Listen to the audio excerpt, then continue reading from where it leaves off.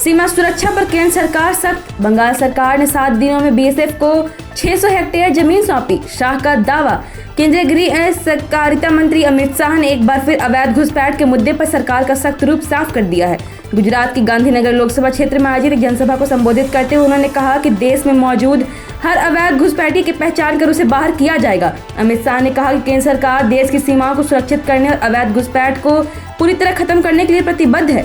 उन्होंने अपने संशोधन में दावा किया कि पहले ही तुलना में सीमा पर घुसपैठ की घटनाओं में कमी आई है और सुरक्षा व्यवस्था को मजबूत किया जा रहा है। उन्होंने कहा कि देश के कई क्षेत्रों में भाजपा सरकार के तहत विकास कार्यों को गति मिली है।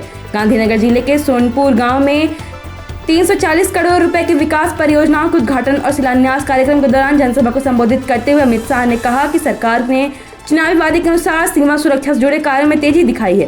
उन्होंने कहा कि चुनाव प्रचार के दौरान जनता से दावा किया गया था कि सत्ता में आने के बाद बांग्लादेश सीमा पर बाड़बंदी का काम तेजी से शुरू कर दिया जाएगा, जिसे अब लागू किया जा रहा है। उन्होंने पश्चिम बंगाल के मुख्यमंत्री शुभेंदु अधिकारी को बधाई देते हुए कहा कि मैं पश्चिम बंगाल के मुख्यमंत्री शुभेंदु अधिकारी को महज 7 दिनों के भीतर बीएसएफ को 600 हेक्टेयर भूमि सौंपने के लिए बधाई देना चाहता हूं। चिकन नेक क्षेत्र में 121 हेक्टेयर भूमि भी केंद्र सरकार को सौंप दी गई है। उन्होंने यह भी बताया कि पिछले 10 दिनों में गांधीनगर और कलोल विधानसभा क्षेत्रों में लगभग 1200 करोड़ रुपए के विकास कार्य को शुभारंभ या उद्घाटन किया गया है, जिनमें पेयजल परियोजनाएं, आंगनबाड़ी केंद्रों का सौंदर्यीकरण और ग्रामीण विकास योजनाएं शामिल हैं। गृह मंत्री ने अपने संबोधन में ममता बनर्जी सरकार पर निशाना साधते हुए कहा कि उनके शासनकाल में घुसपैठ की घटनाएं बढ़ी थीं। उन्होंने आरोप लगाया कि सीमावर्ती इलाकों में सुरक्षा व्यवस्था को लेकर गंभीर लापरवाही बरती गई।